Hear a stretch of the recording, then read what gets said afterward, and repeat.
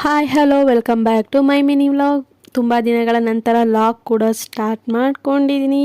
ಸಾರಿ ಕೇಳ್ತಾ ವ್ಲಾಗ್ನ ಇಷ್ಟು ದಿನ ಅಪ್ಲೋಡ್ ಮಾಡಲಿಕ್ಕೆ ಇವತ್ತಿನ ವಿಡಿಯೋನ ಸ್ಟಾರ್ಟ್ ಮಾಡ್ತಾ ಇದ್ದೀನಿ.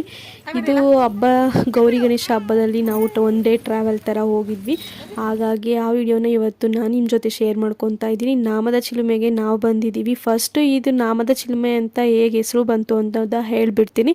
ನಾಮದ ಚಿಲುಮೆ ಅನ್ನೋದು ಹೇಗಪ್ಪ ಹೆಸರು ಬಂತು ಅಂದರೆ, ದೇವರಾಯನ ದುರ್ಗದಲ್ಲಿ ಕೆಲ ಕಾಲ ರಾಮ ಲಕ್ಷ್ಮಣ ಸೀತೆ ವನವಾಸ ಇದ್ರಂತೆ. ಆಗ ಒಂದು ದಿನ ಬೆಳಗ್ಗೆ ರಾಮ ನಾಮವನ್ನು ಇಡಲು ತನ್ನ ನೀರನ್ನು ಹುಡುಕುತ್ತಾನೆ. ಎಲ್ಲೂ ನೀರು ಸಿಗದಿದ್ದ ಕಾರಣ ತಾನು ಕೂತಿರುವ ಬಂಡೆಯ ಮೇಲೆ ತನ್ನ ಬಾಣವನ್ನು ಹೂಡಿದಾಗ ನೀರು ಚುಮುಕಿರುತ್ತೆ.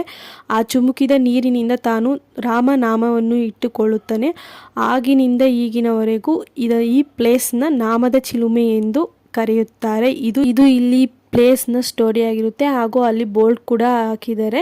ಹಾಗೆ ಇಲ್ಲಿ ಅವತ್ತು ಉಕ್ಕಿದಂಥ ನೀರು ಇಲ್ಲಿವರೆಗೂ ನಿಂತಿಲ್ವಂತೆ. ಇದು ಒಂದು ಆಶ್ಚರ್ಯ ಅಂತಲೇ ಹೇಳ್ಬೋದು. ಬಂಡೆ ಮೇಲೆ ಇಂಥ ಬರಗಾಲ ಬಂದ್ರೂ ಆ ನೀರು ಮಾತ್ರ ನಿಂತೇ ಇಲ್ವಂತೆ.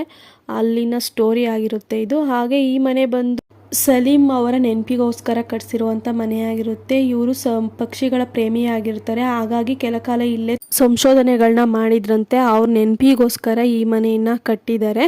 ಇದು ಒಂದು ಪುಟ್ಟ ಸ್ಟೋರಿ ಆಗಿರುತ್ತೆ. ಹಾಗೆ ಅದೆಲ್ಲ ಮುಗಿಸ್ಕೊಂಡು ಜಿಂಕೆ ಕೂಡ ನೋಡಿಕೊಂಡು ಅಲ್ಲಿ ಪ್ಲೇಸ್ ಬಗ್ಗೆ ಎಲ್ಲ ತಿಳ್ಕೊಂಡು ಅಲ್ಲಿಂದ ನಾವು ದೇವಸ್ಥಾನಕ್ಕೆ ಹೋಗೋಣ ಅಂತ ಹೊರಟ್ವಿ. ಇದಾಗಿತ್ತು ಇವತ್ತಿನ ಮಿನಿ ವ್ಲಾಗ್. ಈ ವ್ಲಾಗ್ ನಿಮ್ಗೆ ಇಷ್ಟ ಆಗಿದರೆ ಪ್ಲೀಸ್ ಲೈಕ್ ಮಾಡಿ ಹಾಗೂ ಫಾಲೋ ಮಾಡಿ. ಹಾಗೂ ನನ್ನ channel Chaitra Gowda life style YouTube ಚಾನಲ್ನ ಸಬ್ಸ್ಕ್ರೈಬ್ ಮಾಡ್ಕೊಳ್ಳಿ. ಅಲ್ಲಿ ನನ್ನ ಪೂರ್ತಿಯ ವಿಡಿಯೋನ ಅಪ್ಲೋಡ್ ಮಾಡ್ತೀನಿ. ನೀವು ಹೋಗಿ ಚೆಕ್ಔಟ್ ಮಾಡಿ. ನೆಕ್ಸ್ಟ್ ವಿಡಿಯೋದಲ್ಲಿ ಸಿಗ್ತೀನಿ. ಅಲ್ಲಿವರೆಗೂ ಎಲ್ಲರಿಗೂ ಬಾಯ್.